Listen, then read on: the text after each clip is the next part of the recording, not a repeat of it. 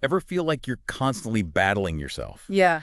Wanting to do all of the things, but then that comfy couch just seems to have other plans. Oh, absolutely. That's the daily struggle, isn't it? Between what we know we should be doing and, well, what feels good right now. It's a constant tug of war, that's for sure. Hmm. So that's what we're tackling in this deep dive, all about self-discipline. And, we're not just going to skim the surface here. We're diving deep. Going beyond just like what the dictionary says. Exactly. We're using this text called, well, it's simply titled Pasted Text. Kind of a funny name, right? But don't let that fool you. The stuff inside is goldy. It really digs into self-discipline as a skill, something you can actually learn and get better at, just like, playing guitar or speaking a new language. I love that. Yeah. So no more beating ourselves up for not being born perfectly self-disciplined. Right. We can actually train ourselves. Yeah. So let's crack open this pasted text and see what it says about, well, first off, how do they even define self-discipline? They describe it as the ability to control your emotions, behaviors, and actions to achieve a greater goal. That sounds simple enough. Yeah. But the reality is often a lot messier. Oh, for sure. The text actually emphasizes that, it's this constant push and pull. We've all got temptations and desires. Self-discipline is about making choices that align with our bigger vision, not just giving in to whatever urge pops up. It's like having a roadmap for your life, but there are all these detours tempting you along the way. Exactly. Think about it. We've all been there. Oh, totally. Like, knowing I should be working on this script right now, but suddenly that Netflix notification seems really important. Right. But then you think about the feeling of actually finishing the script, of achieving that goal, and suddenly that comfy couch doesn't seem so appealing anymore. That's about reminding ourselves of the long game. Exactly. So if we manage to actually master this whole self-discipline thing, what's in it for us? What does pasted text say about the benefits? Well, first off, it's not about being some kind of robot devoid of emotions. It's about empowerment. Taking control of your life so you can actually achieve those things you really care about. Makes sense. And pasted text specifically mentions success in, like, your health, your career, and even your relationships. Okay, so it impacts basically every area of life. Mm-hmm. So, can you give me some real-world examples? Like, for health, what does self-discipline actually look like? Sure. Imagine someone who's trying to eat healthier. They've got this goal, right? But then they walk past their favorite bakery and bam, that donut is calling their name. Self-discipline is that inner strength that says, hey, I know this donut would be delicious right now, but I'm committed to my health goal. It's like having that inner voice that can actually overpower the donut craving. What about career? Oh, tons of examples there. Think about someone trying to launch a side hustle. It's going to take a lot of self-discipline to carve out time after work, resist the urge to just zone out on the couch, and actually put in the work day after day. It's like choosing long-term fulfillment over immediate comfort. Absolutely. Okay, last one. Relationships. How does self-discipline play a role there? Well, relationships take work, right? And sometimes that means choosing to listen when you'd rather be talking, or holding back a snappy comment even when you're feeling stressed. It's about putting the relationship's needs before your own immediate impulses. Exactly. And that's where self-discipline comes in. It's not just about achieving your own goals, but also contributing to something bigger than yourself. So we've got this overview.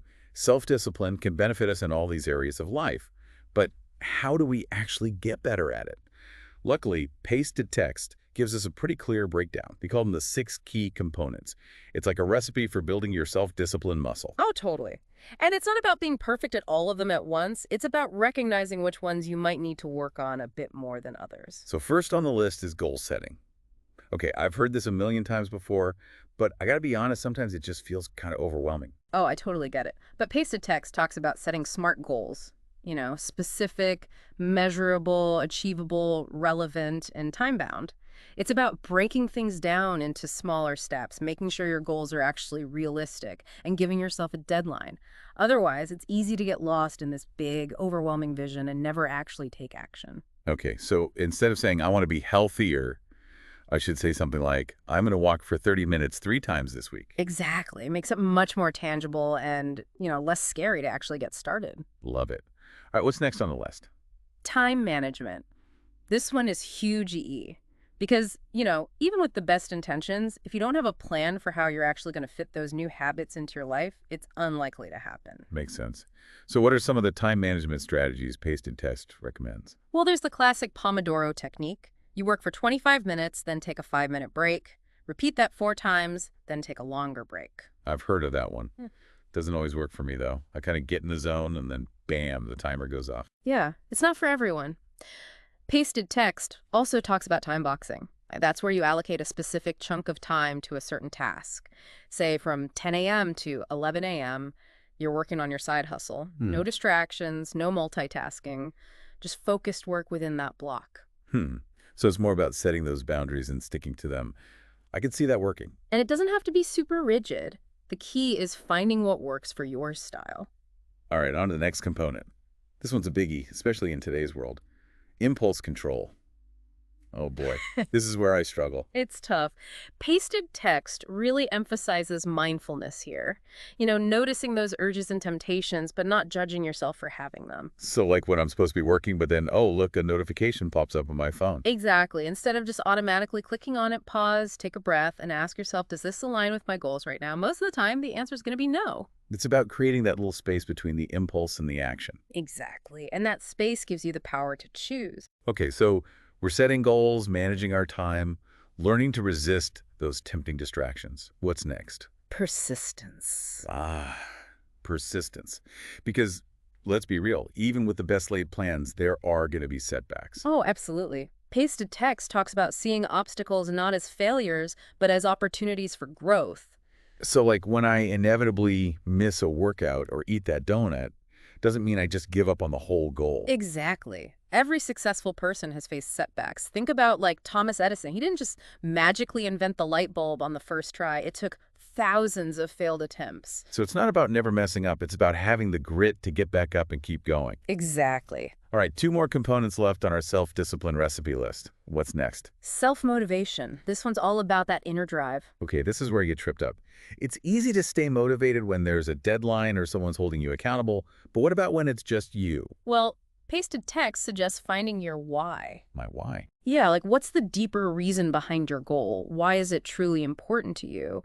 When you connect to that deeper meaning, the motivation comes from within, not from some external pressure. So it's like a difference between cleaning my room because my mom told me to versus doing it because I actually like the feeling of a clean and organized space. Exactly. Okay, makes sense. And last but not least, we've got delayed gratification. This one's all about recognizing that sometimes the most rewarding things in life require us to sacrifice a little bit of immediate pleasure. So like choosing to work on my side hustle instead of binge watching that new show everyone's talking about. Exactly. You're choosing long-term fulfillment over that quick hit of instant gratification. Okay, so tying it all together, it seems like pasted text is telling us that self-discipline isn't some magical superpower that some people have and others don't. It's about consciously building these different skills. Setting smart goals, managing our time wisely, learning to control those impulses, not giving up when things get tough, finding that inner motivation, and understanding that sometimes the best things in life require a bit of patience. Absolutely. It's a journey, not a destination. I love that. So, listeners, as we wrap up this deep dive, I'm curious, what resonated with you the most? Which of these 6 components do you feel like you could really benefit from focusing on right now? Yeah, and what's one small step you can take starting today to strengthen that area of your self-discipline? Awesome question. Thanks for joining us on this deep dive into the fascinating world of self-discipline. We'll be back next time to explore a whole new topic. Until then, keep learning, keep growing, and keep diving deeper.